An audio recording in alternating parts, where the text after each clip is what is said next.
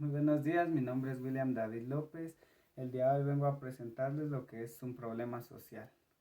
Como primer punto tenemos como nuestro problema social es la educación. En la educación nosotros tenemos un alto problema ya que nuestra región de Centroamérica, Guatemala es el único país que solamente invierte el 3% de los impuestos anuales en educación, mientras que los otros países centroamericanos invierten hasta el 6% en educación, lo cual nos afecta como guatemaltecos ya que nos limita en muchos sentidos en muchos sentidos para el estudio, nos limita en muchos aspectos de nuestra vida, ya que no contamos con las no alcanzamos las competencias que deberíamos de alcanzar.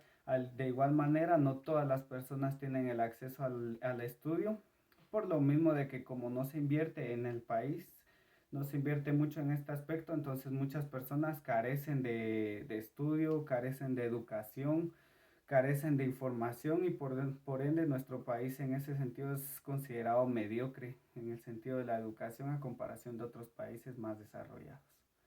Como segundo punto podemos tener lo que es la desintegración familiar. La desintegración familiar juega un rol muy importante también en este aspecto. ¿Por qué? Porque la desintegración de una familia, como todos sabemos, la formación de una persona social y para el país y todo empieza en la familia. Entonces, si una familia está desintegrada, obviamente las personas no pueden tener ese desarrollo social que necesitarían, no desarrollan la confianza, no desarrollan las suficientes habilidades que se necesitan en la vida para poder salir, ¿verdad?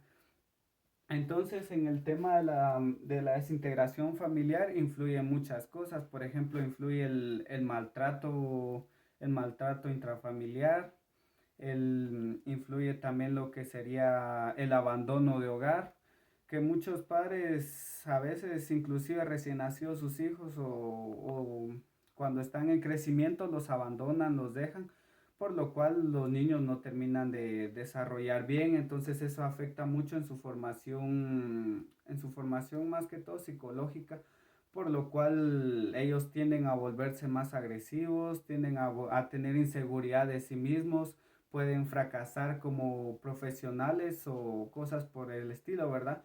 Lo cual los hace muy vulnerables para las maras, para las pandillas, para los narcotraficantes, para volverse sicarios, por ejemplo.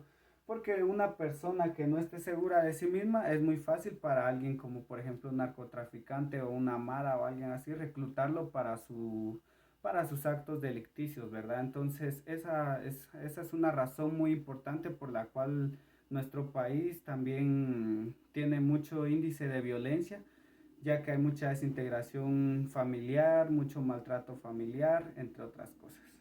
Entonces, ahorita continuamos con lo que sería la pobreza.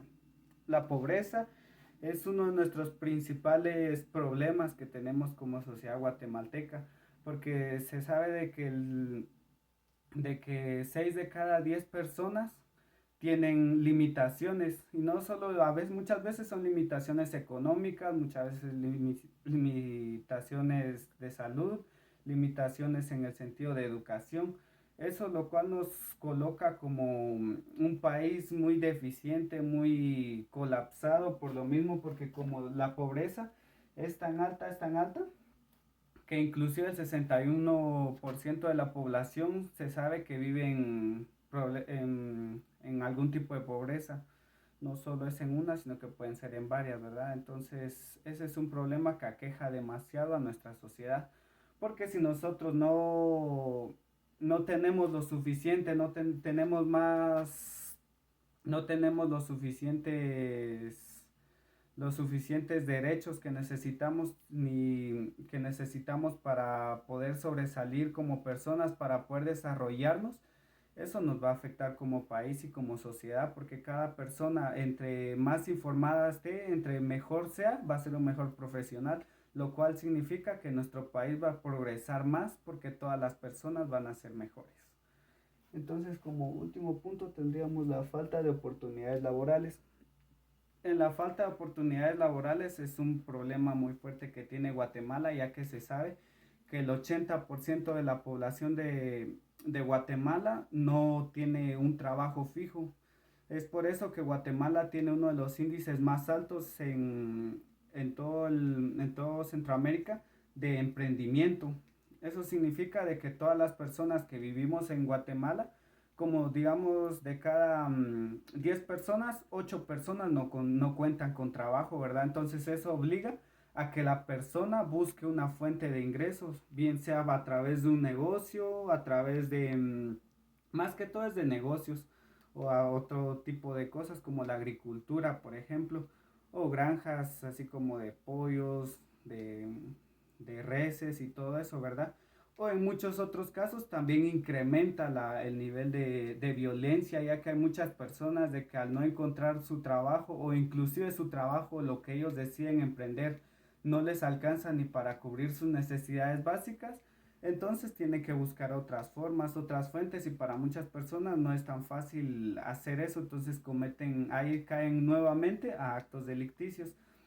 Porque, por ejemplo, por eso hay mucha extorsión, hay muchos sicarios, hay un país que está muy colapsado, muy corrompido en muchas ocasiones, porque por ejemplo, si una persona no gana lo que necesita para cubrir sus necesidades, es muy fácil que venga alguien, por ejemplo, un narcotraficante, que sería lo más común, ¿verdad? Y le ofrezca dinero a través de que ellos, a cambio de que ellos dejen pasar o dejen hacer lo que ellos quieran, ¿verdad? Entonces eso es algo que nos afecta mucho porque ahí hay mucha corrupción, digamos que estamos siendo gobernados por alguien que no deberíamos.